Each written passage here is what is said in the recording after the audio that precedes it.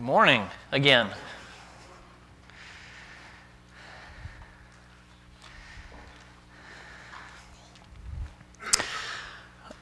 This morning we are going to use the opportunity of having Valentine's Day on a Sunday to talk about marriage and honoring marriage. But this will be a message that, as always, God, will speak to everyone individually, and it will be designed for everyone wherever you are. It just so happens that, last weekend was Super Bowl Sunday. We've just passed the Super Bowl, and trying to figure out where to kick things off and marriages to kind of look at and model after one way or the other. I was talking to somebody and they were saying, the Super Bowl, as you can imagine, tickets are outrageously expensive, and tickets are also always completely sold out.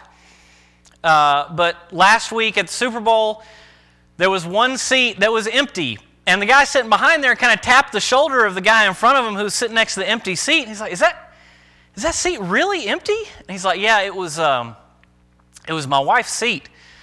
We bought the tickets together, and then my wife died. And he said, I really hate to hear that. You couldn't get anyone to come with you. He said, no, I asked all my friends, and nobody could make it. And the guy's like, so your wife died, and then the biggest sporting event in the United States of America, and none of your friends would come with you? He said, no, they're all at the funeral. Marriages are in different places, and you have to wonder sometimes which ones to model after and which ones to look at and think, okay, we know what not to do or where not to be. This morning we want to try to kind of figure that out and figure out where is God in this and where does God want us in all of this. These first couple slides, we're going to talk about what I want you just kind of thinking about as we go through the message this morning. This, of course, is our kind of keynote verse for the day. Let marriage be held in honor among all. Among all. So what is marriage? What do we... There's a couple people, Joe. There's a couple people. What do you think about with marriage? What is marriage like right now? What is marriage designed to be? And it's easy to become kind of discouraged about marriage. With divorce rates being what they are, the tragedies that are going around, it's easy to become discouraged. And unfortunately, a lot of people, a lot of younger people have become just disillusioned with the idea entirely and try to find its relevance or kind of its point in all the tragedy that surrounds it sometimes. But here's what I want us to think about. This is a quote that Andy Stanley uses all the time. I honestly don't even know if it's his quote, but he uses this all the time, and it really sticks out. It says, do for one what you can't do for all. The point being this: nothing we say inside these walls today is going to move the national needle on divorce rate. None of us in here are going to be able to significantly change the divorce rate in the United States. But you do for one what you can't do for all. It's this idea of what if each of us, in addition to our own marriage for the married people, picked a couple and poured into them and supported them for the next year and made it our goal to move the needle on their marriage. We can be a catalyst for the marriages in this room. We can change the divorce rate maybe in our community. So we start by doing for one what we can't do for all. This message is designed hopefully today for everyone. Because in honoring marriage, we have to prepare singles for marriage. We have to encourage spouses, both spouses in each marriage that already exists. We have to equip parents to be able to assist in their children's marriages and also their own marriages they enter into new stage after new stage after new stage. And here's the thing, lots of time churches don't talk about marriage much. And the reason is because nobody wants to kind of marginalize singles or single out and make single parents feel uncomfortable or bad or anything like that. And that's not the point, and that's not what we're going to do today. This is for everyone. And there are texts in Scripture to support everyone in this idea of honoring marriage above all. This is what we want to do. We want to esteem your marriage as highly valuable. Luke 12:34 says, "For where your treasure is, there your heart will be also." Oftentimes this is one that's said in reverse, but it is very intentionally written. Where your treasure is, there your heart will be also. So if your treasure in life is inside the four walls of your marriage, then your heart will remain. If your treasure, your top-ranking priority in your list, is somewhere else, your heart will follow. So we have to esteem our marriages as highly valuable, as the top priority in our relationships with people here on earth. We want to esteem every marriage, thinking of it as a duet in need of great backup singers, which is why I put Ray, he's an excellent backup singer. Great backup singers. Every marriage needs them, and we're going to talk a lot more about that and explain why that kind of analogy is there. This is where we'll start. We will rejoice in you. We will extol your love more than wine. If you read Song of Solomon is a love letter between a man and a woman. Lots of people will esteem Song of Solomon as this perfect example of what God wants for the intimacy of marriage. For someone who had 700 wives and 300 concubines, I won't go quite that far, but there are some good lessons in Song of Solomon. And here's what you'll see. As you read through the text, there's over and over these quotes from people that, depending on your translation, will either call the chorus or the group or the daughters of Jerusalem. These are the backup singers for this relationship.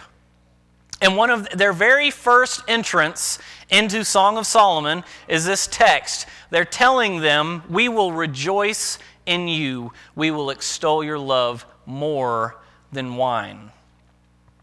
Proverbs 27:17 says, iron sharpens iron just as one man sharpens another. Our relationships need support.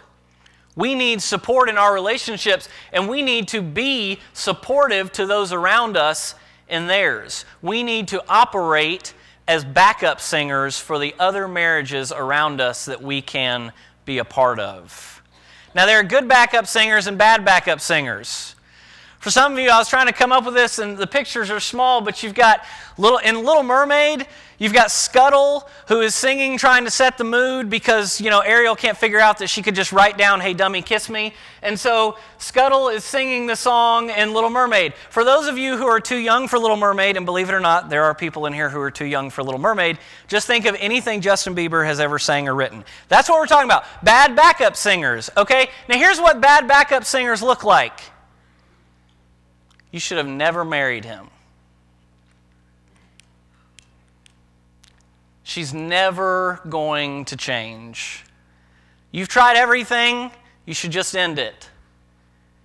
I told you something. I told you so. I told you him. I told you her. This kind of thing happens all the time.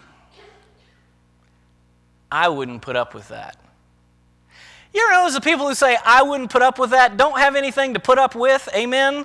Like, the people who say that, they don't have anything to put up with. But they're the ones who love to give that piece of advice. I wouldn't put up with that. Well, you don't have anything to put up with. No wonder. This is what bad backup singers sound like. Now, what's scary about this list is probably everyone in here has uttered one of those phrases to someone at some time or another. But this is what a bad backup singer sounds like. So what about a good backup singer? That was totally by accident, but yeah, Kevin loves to sing. Loves to sing. A good backup singer starts with, don't lose hope. Have you looked into marriage counseling? Because guys, believe it or not, marriage counseling is not the worst thing in the world.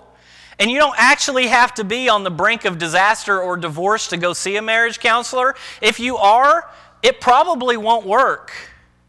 It's probably too late. But you can decide, you know what, good enough isn't. Have you looked into marriage counseling? Why don't the two of you come over for dinner? All of this coming from, what can I do to help? And here's the big one. We believe that Jesus Christ breathes life into dead bodies, and Jesus Christ can breathe life into dead marriages. That is the premise for where we're going to go today. This is the point. This is right here. This is what we're going to talk about. 5 ways to honor the marriages around you. 5 ways to be a backup singer for the marriages around you. Number 1, honor your child's marriage by picturing a special future with them. This seems self-evident until you really start looking at it.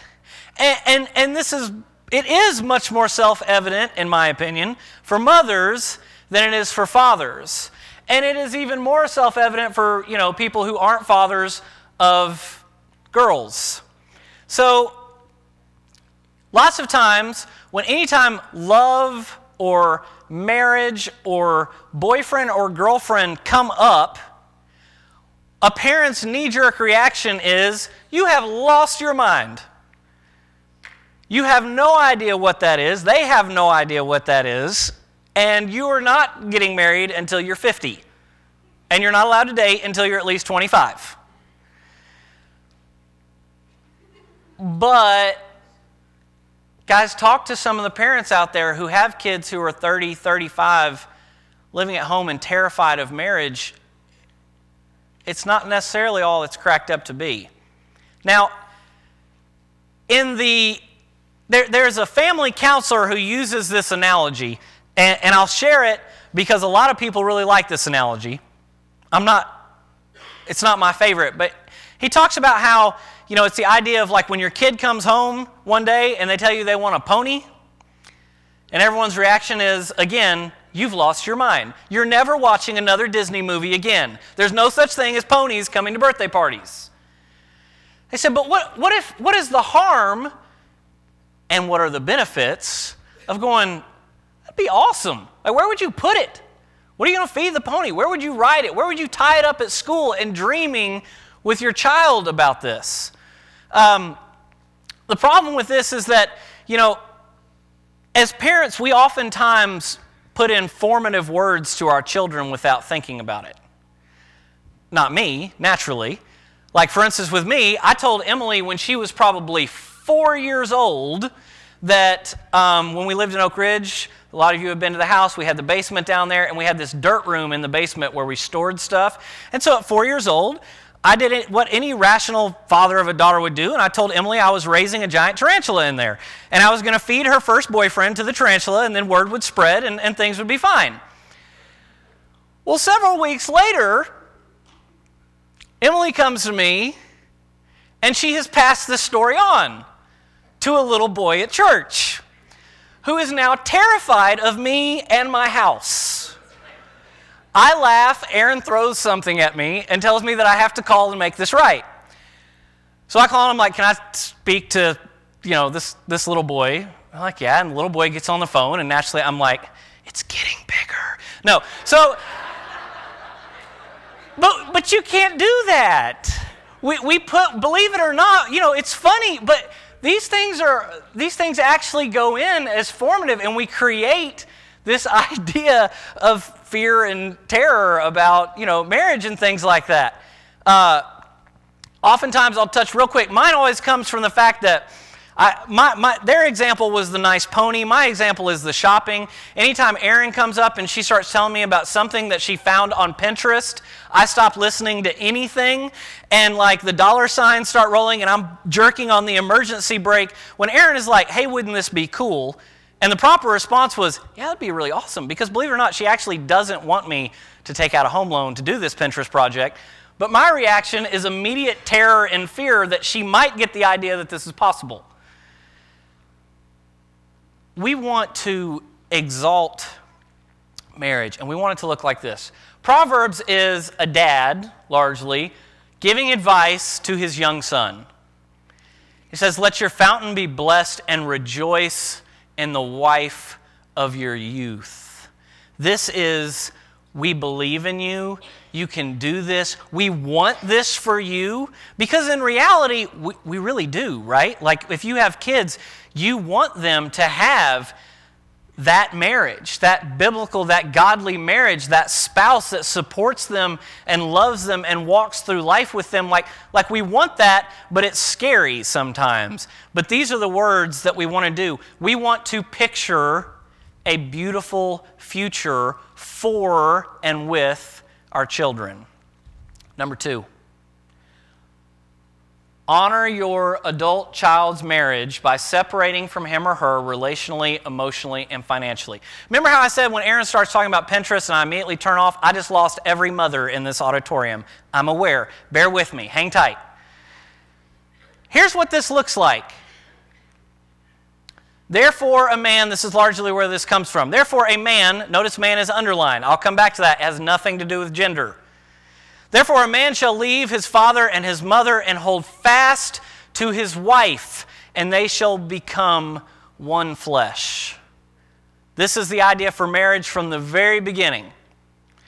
Now, here's why, okay? That verse is often referred to as the leave and cleave verse. You are to leave your home and you are to cleave to your new spouse, okay? Now, notice it says to leave and cleave as a man. Again, I'm not underlying that for emphasis on gender. I'm underlying that to emphasize it does not say leave and cleave as a child or leave and cleave as a, 30-year-old child. See, parents, we have a responsibility in training our kids to be good spouses. We have a responsibility to train our kids to be good spouses. I am going to pick on, I feel bad now because he's not here. I was going to pick on him in front of his face, but I'm going to pick on Matt Mitchell for a minute. Matt Mitchell is absolutely brilliant. I don't know, he may be here hiding somewhere. There's no telling. Matt Mitchell, knowing him, he might be fixing a plumbing issue in the back right now, but Matt Mitchell is brilliant. He is one of the most logical people I've ever met. Matt Mitchell is a walking modern-day Spock, okay? So he thinks in terms of logic. So when Matt Mitchell's 2 girls grew up and became young women, and they left and went out on their own, and they went to college, and they were comfortable and enjoying life, Sandy was crushed like her babies had left. Matt couldn't understand this for the life of him. He was like, I don't understand. We worked our whole life to train them to be self-sufficient, self-reliable, independent women, and now they've done it. Why on earth would we be sad about this? But it's hard sometimes to remember that that's what we're doing. That is the end goal here. We shouldn't be operating in marriages, especially as newlyweds. I'm calling this as the changing locks. When Erin and I first got married, we lived in Linden, Tennessee, and we lived in a house that was her grandparents'. Her grandfather had passed, and her grandmother had moved out. It was an empty house, and we lived in this house. Now, the grandmother, whose house this house belonged to, still lived in that same town and still had keys to the house that the 2 18-year-old newlyweds were living in. Are you following me? All right, so we put a deadbolt on the inside of the door because Grandma would like to just pop in it randomly and say hi. This is an analogy, guys. This shouldn't be where marriages are operating in the beginning of their marriage. This is the leave and cleave, right? This is a priority shift. This is not a severing of relationship from now to eternity. Children will honor and love their parents for the rest of their lives. That is absolutely scriptural. But there is a priority shift. There is that where your treasure is, there your heart will be also. There is a priority shift where those two people in this marriage now have to become the primary relationship with each other. Those daily recap conversations of how your day went should be shared with your spouse. Those daily conversations of a good day or a bad day or anything else going on are now shared with your spouse, and that's how that relationship begins to be grounded. That's how your treasure begins to be established.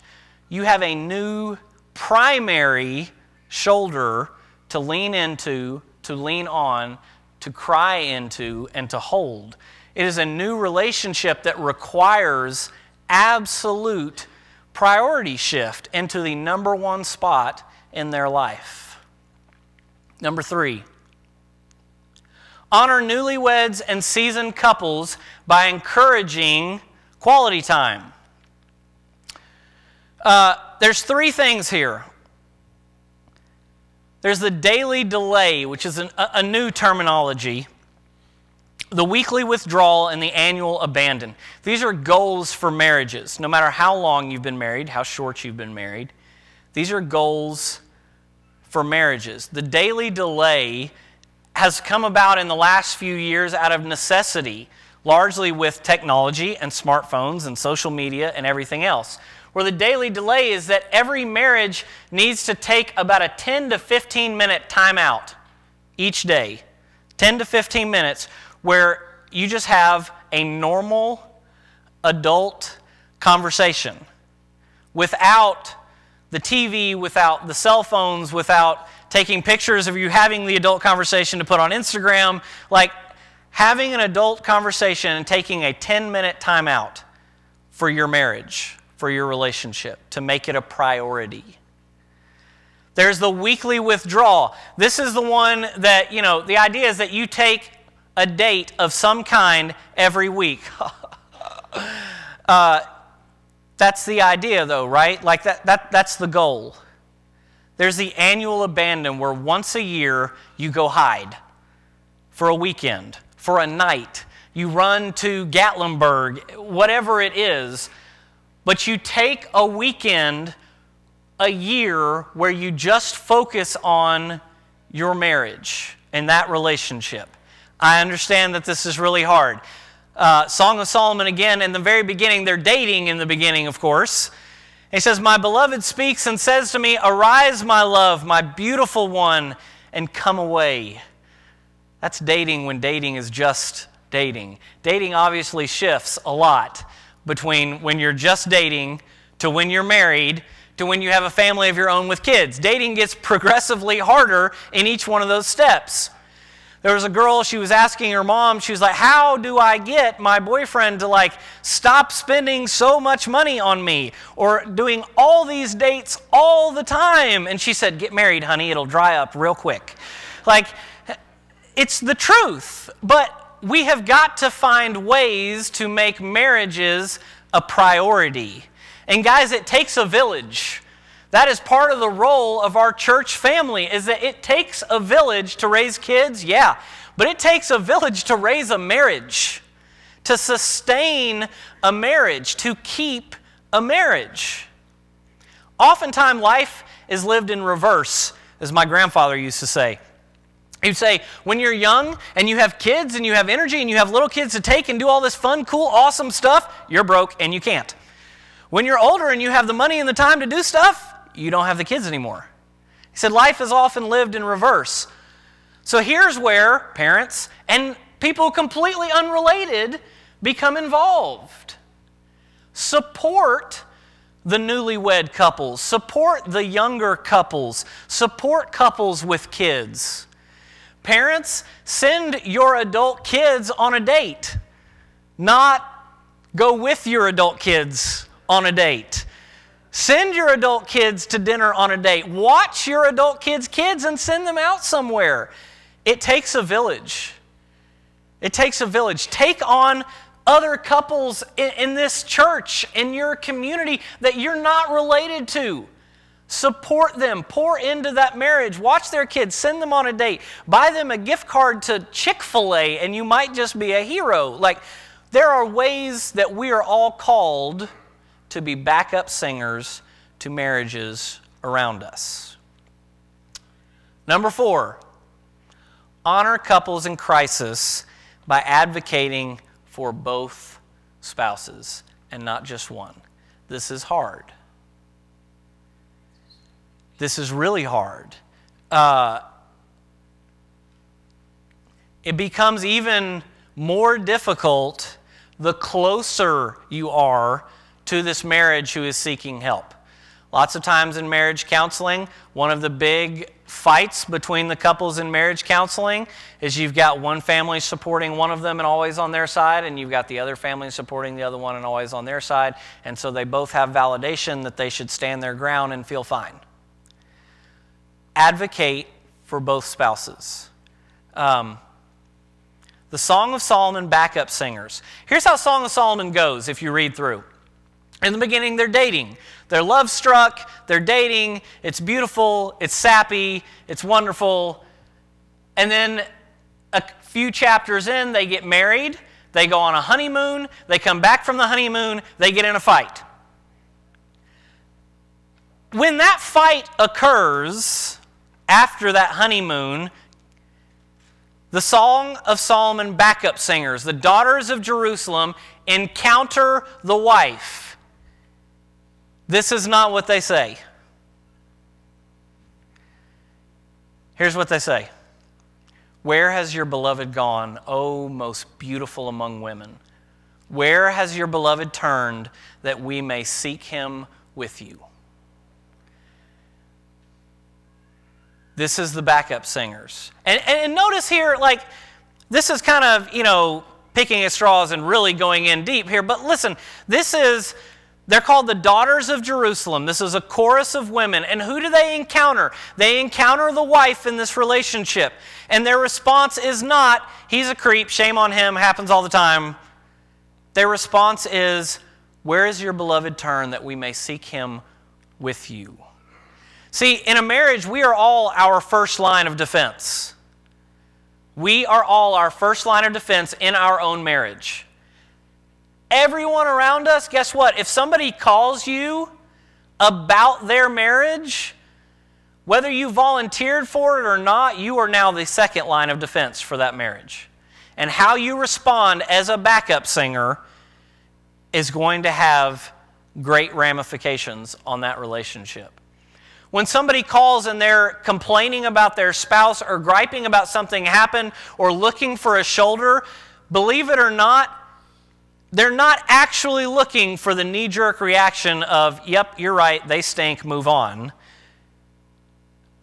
They are asking for a lifeline, and you are that second line of defense. Use your story. If you have been married for some time, then you use your story about how you have had hard times. You had times of doubt. You had times of fear. If your story is that you have been divorced, you use that story. And you use that story honestly. You use that story honestly. If you are single, then you remind the person of what they felt about that person before they got married. What did they think that person, who did they think that person was when they got engaged? And remind them that they're the same person now. Remind them of those prayers at the beginning. What can I do to help? Number 5. Honor senior couples by recognizing their commitment and following their example.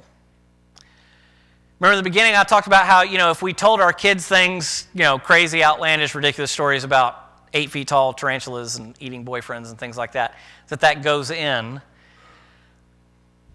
Our joking cynicism about marriage as married couples does the same thing to other married couples. This summer, here in just a few months, Aaron and I will celebrate our 15-year wedding anniversary this summer. I was having this conversation with a friend one time about, length of marriage and anniversaries and things like that. And he said, you know what? He said, I've been married 25 years. 25 years to that woman. And I promise you, it feels like 25 minutes underwater. This is not how we extol and rejoice and encourage younger couples. We have to remember that our words are formative to couples who have been married the same amount of time or fewer years as well. And we have a responsibility to be honest and share real experiences and real advice, but share real experiences and real advice and encourage other marriages around you. Because here's something else you'll notice. People who have done any type of marriage counseling, and I'm not talking about if you went and got a degree, I'm talking about when you have friends, when you're that couple who says, hey, why don't the two of you come over to my house? When you're that couple, you realize, that being that to another couple strengthens your own marriage. It's a two-way street, and it's a beautiful responsibility that we're called to. Here's what I want you to do. If you are married and you have been married less than 10 years, will you stand up? If you've been married 9 years or less, will you stand up for me? All right. All right, have a seat. If you have been married 10 years through 24 years, stand up. 10 years through 24 years, stand up. All right, have a seat. If you have been married at least 25 years, will you stand? If you've been married at least 25 years.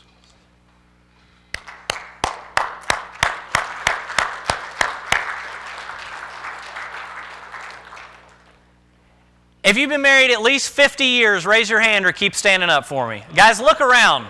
Look around. Look around. All right, have a seat, guys. 50 years, guys. 50 years. That is the wisdom of Solomon in this room. There is no excuse for anyone in here to not be able to get amazing marital advice. Now, when we got married, my grandparents, they had been married at that time already 50 years. And, my grandfather gave me advice, like he told me, if at any point in your marriage you feel like you're doing 90% of the work, you're not doing enough, but you're almost there. My grandmother gave Aaron advice like, honey, there will be days you'll want to hit him with a baseball bat. Take advice. Go get advice. Guys, 50 years, it's an amazing thing.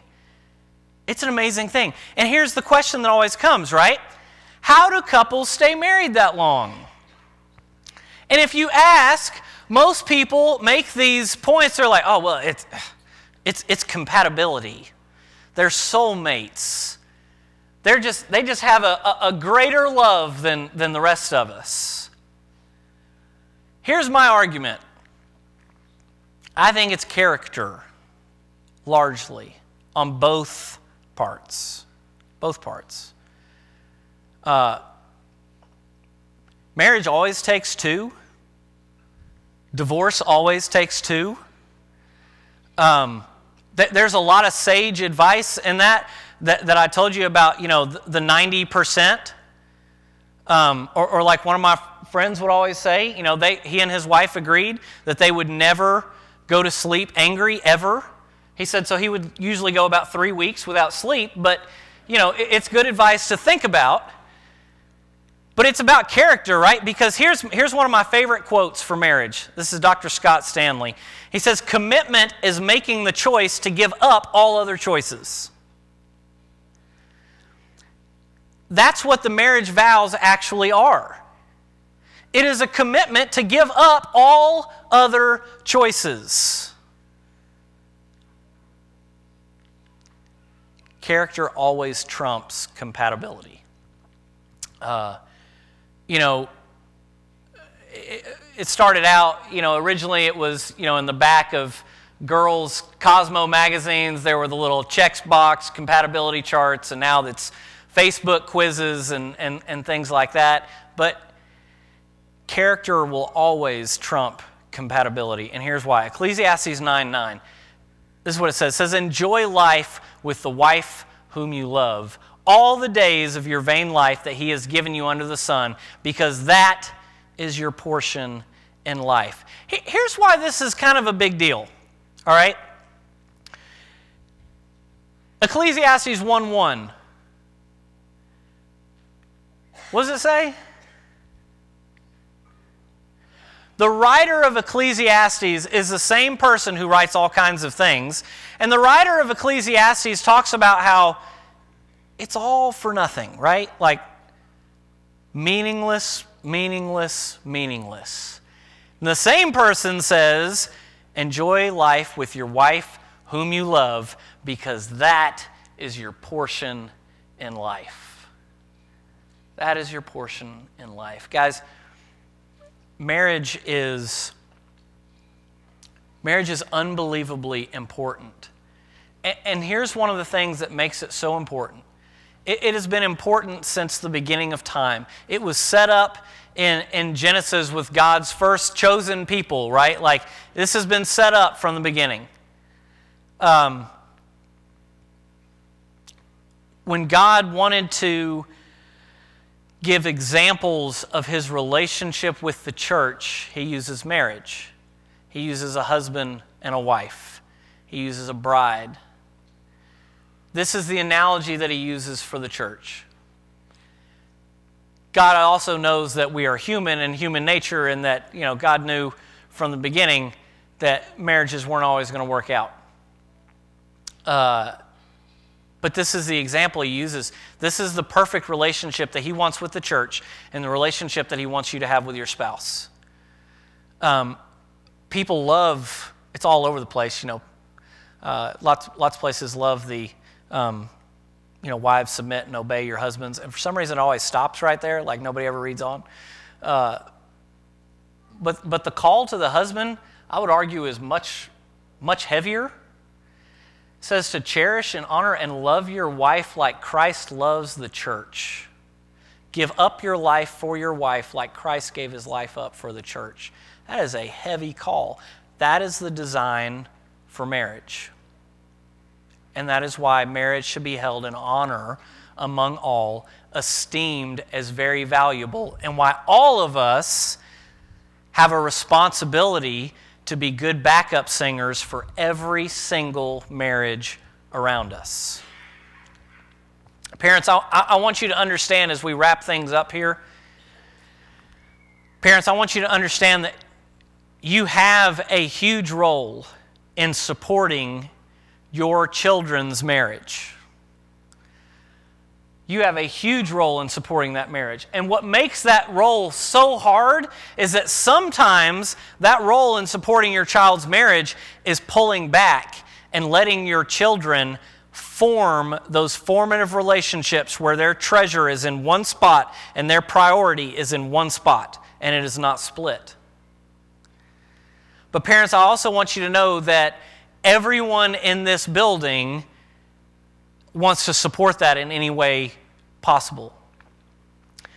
Singles, this church, I'm speaking for everybody, this church will commit to you to be examples for you in marriage, in commitment, in good times and in bad times, on the mountain peaks, in the valleys. Because look, research shows that 90% of people do at some point get married. And so when 90% of those singles get married, we as a church will love and support them and give them examples to that point, and then support them on their journey once they start that path. Newlyweds, we want to commit, and guys, newlywed is broad, right? It's kind of like as you're getting older, old is not old anymore, right? When you're a teenager, 30 is ancient. I will never forget, when I was coaching high school soccer in Clinton, some of the girls came back. They had run up to get a drink at the Sonic between 2 days, and they came back down, and one of the girls was talking about, she was like, oh my gosh, it was the nastiest thing ever. This dirty old man was up there hitting on us. He had to be like 30 years old, and I wanted to die. As you get older, old isn't old, right? As you are married longer, newlywed is a much broader stroke, right? Like when you've been married 5 years, newlywed is people who've been married a year. When you've been married 50 years, newlywed is pretty much anyone who's been married less than 25. But we want to be amazing backup singers for our newlyweds. We want to commit to be the positive backup singers. We want to commit as a church, married, single parents, divorcees. We want to commit as a church to when any married couple comes to us, we are good backup singers. We are good backup singers, and we don't push our junk off into their junk, right? Married couples, it's this beautiful place where you're kind of like the middle child, right? Like you get such benefit from those who have been married longer, and you need to seek that benefit out. We need to seek that benefit out and seek that advice out. But we also have a place to give that advice and to model this marriage to those below us. Seasoned couples, you need to understand that you all are absolutely, positively rock stars, right? Like, you guys are the ones who are modeling for everyone. If you don't know it, understand that you are.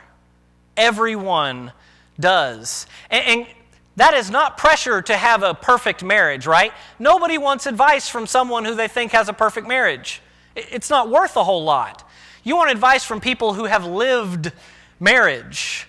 So the seasoned couples, the older couples, you all have this beautiful responsibility to share that wisdom and that knowledge truthfully and honestly with all of the rest of us. And we, as a church, all have a responsibility to honor marriage, to extol marriage, to rejoice in marriage, and to support married couples wherever they are.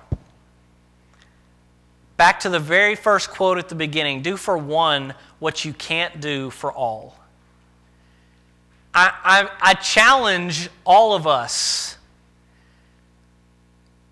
I'm not looking for a formal program, okay? We're not gonna disseminate information and pamphlets and meeting times, but I'm challenging everyone to informally take 10 couples, take a couple a week or a couple a month, and support that couple, pour into that couple, offer advice. Share your marriage with them. Answer their questions. Give them encouragement. Watch their kids. Send them to dinner. Pray for them. Pray with them. Let's move the needle on divorce rate inside these four walls. Let's move the needle on divorce rate in our extended families. Let's do for one what we can't do for all. That's not the time to stick our head in the sand. It's a time to really pour into some people and make some changes here that we can and that we are absolutely called to do. Mark's about to sing, and here's what I want. I want everyone in here in this time, pray for the marriages in this room. Pray for those who have not gotten married yet. Pray for those who haven't even thought about getting married yet in this congregation. Pray that marriages are honored and exalted and lifted up in this congregation. As Mark sings, and we're in our pews and we're singing and we're praying, if we can be backup singers for you in anything. That's one of the huge parts that this time is for. If we can be a backup singer in your marriage, absolutely. Come let us be good backup singers. But if we can be a backup singer because of your coworkers or a situation at your job or with your family or with your life or with your faith or whatever it is, if we as a church family can be good family backup singers for you, we invite you to come down and just let us say a prayer for you. Let us say a prayer with you this morning. If this morning you want to come down and you want to experience for the first time that relationship that Jesus describes as a marriage between you and Christ, between the church and Christ, to take Christ as Lord and Savior in baptism, this is another opportunity for you to come for that as well. Guys, we just want to love you and support you and be good backup singers in whatever way that we can as we stand and sing.